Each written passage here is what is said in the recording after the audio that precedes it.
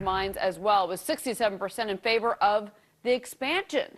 For Republican Senator Kay Bailey Hutchison, they are pretty much all tied together. And she joins me now for an exclusive interview. Senator, welcome back to Washington and to Fox Business. Hey, thank you, Cheryl. Well, it's good to see you. So much to ask you. I do want to talk to you about the Keystone pipeline. The president came out basically and approved, or said that he would support anyway, TransCanada's proposal to build pipeline from Cushing down to the Gulf. What is your initial take on this new kind of, I guess, salvo from the president, if you will? Well, Cheryl, I looked at the Wall Street Journal take on it, and they called it jujitsu. And that's sort of what it is. It's a double back flip.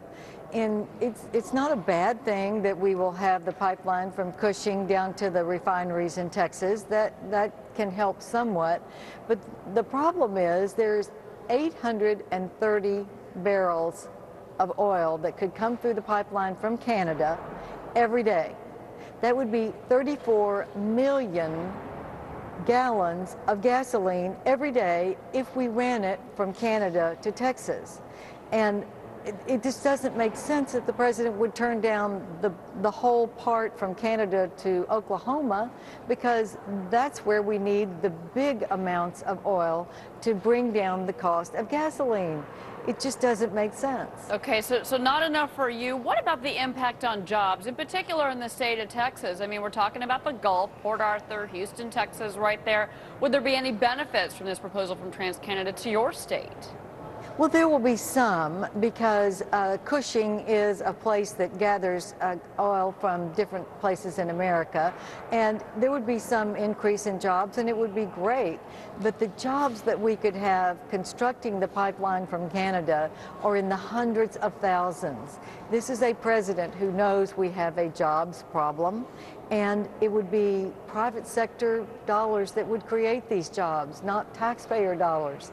So yes, we would probably get tens of thousands of jobs from constructing it from Oklahoma to Texas, and of course the refineries would be busier, but we could put the refineries to work 24 hours a day, and we could bring down the cost of gasoline for every American if we could get the whole Keystone pipeline. You know, Senator, the president came out with his proposed budget for the fiscal year.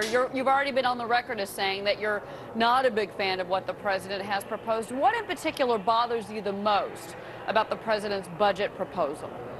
Two things. Number one, it's going to increase deficits even more, so that our debt would go from the 15 trillion where it is now to 20 trillion at the end of 10 years. That is going in the wrong direction. Everyone in America would see that. And secondly, he's going to increase taxes, not to help bring down the deficits and the debt. Oh no, it's to increase spending. So he's going to put almost $2 trillion of taxes on top of the deficits that we already see. So it's a lose-lose situation. You know, Senator, one of the proposals the president has talked about and floated around from a taxation perspective, frankly, is on oil and gas companies. Again, that is a major business sector operating in your state, the state of Texas. Have you had any conversations with any of the executives in Texas, Exxon, Conoco, Anadarko? Have you talked to them about what this means for their business if indeed some of the tax break subsidies they currently have disappear? No, I really haven't. But Cheryl, here is the fact. We should treat every business the same. We shouldn't pick and choose industries that we're going to raise taxes on. Every industry is able to write off its expenses.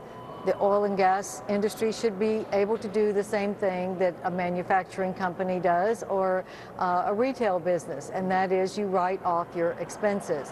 What we need is tax reform, where the rate goes down for everyone, and then you take away any kind of breaks for expenses or whatever is fair across the board, but bring down that rate.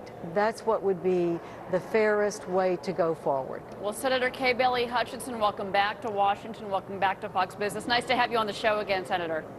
Always. Thank you, Cheryl. Well,